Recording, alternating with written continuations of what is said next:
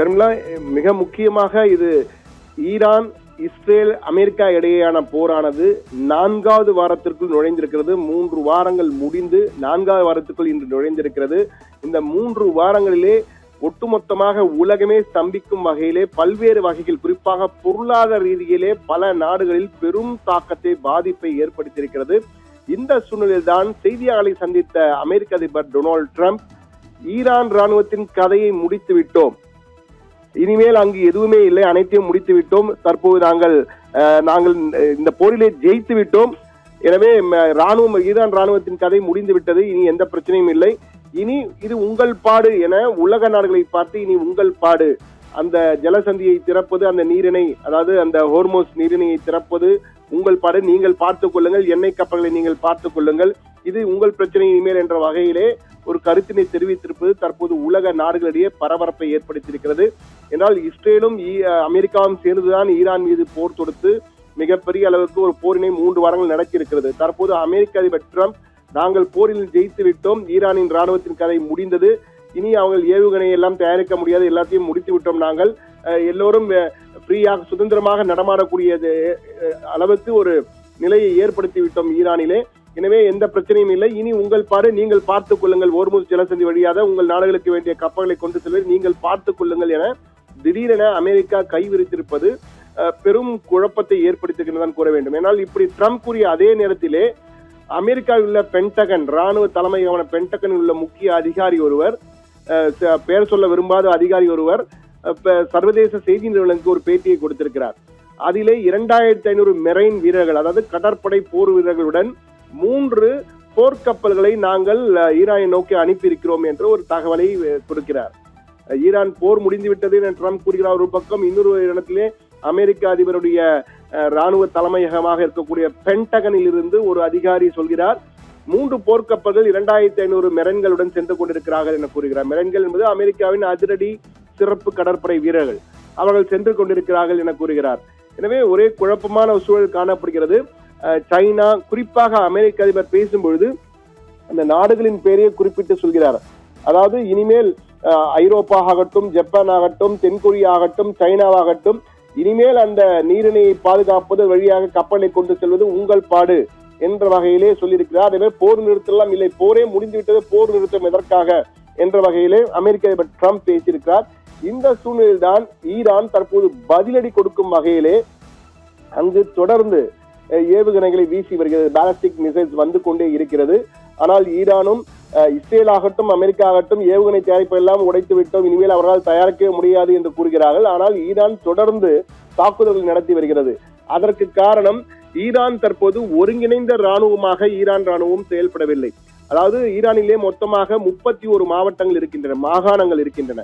31 மாகாணங்களும் தனித்தனி ராணுவங்களாக 31 ராணுவ பிரிவுகளாக செயல்பட்டுக் கொண்டிருக்கிறது.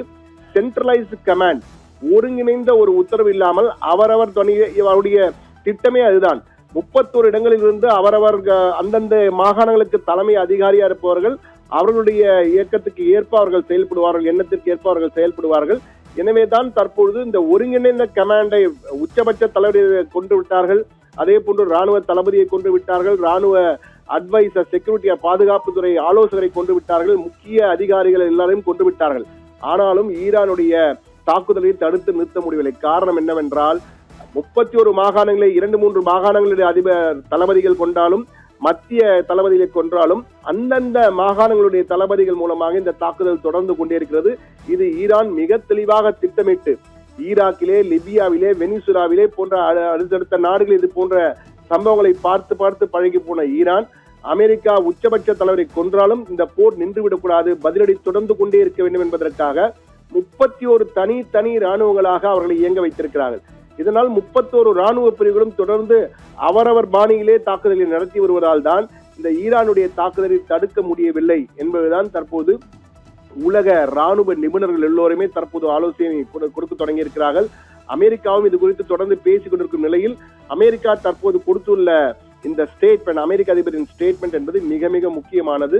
போர் முடிந்து விட்டது, ராணுவத்தின் கதையை முடித்து விட்டோம், ஏவுகணை தயாரிப்பினை அவர்கள் செய்ய முடியாது, இனி நீங்கள் பார்த்துக் கொள்ளுங்கள் என ஐரோப்பா, தென்கொரியா, சைனா, அதே போன்று ஜப்பான், தென்கொரியா போன்ற நாடுகளுக்கு அமெரிக்க அதிபர் கூறியிருப்பது ஒரு புது அடுத்த ட்விஸ்ட் என்பாங்க, ஒரு திருப்பு முனையாக இருக்கு. அமெரிக்கா தொடர்ந்து ஈடுபடுமா என்று. ஆனால் அமெரிக்க அதிபர் சொல்லும் இதே நேரத்தில் அமெரிக்கா போர்க்கப்பல்களை அனுப்பியிருக்கிறது. 2500 உயிர்கள் கூடுதலாக வருகிறார்கள்.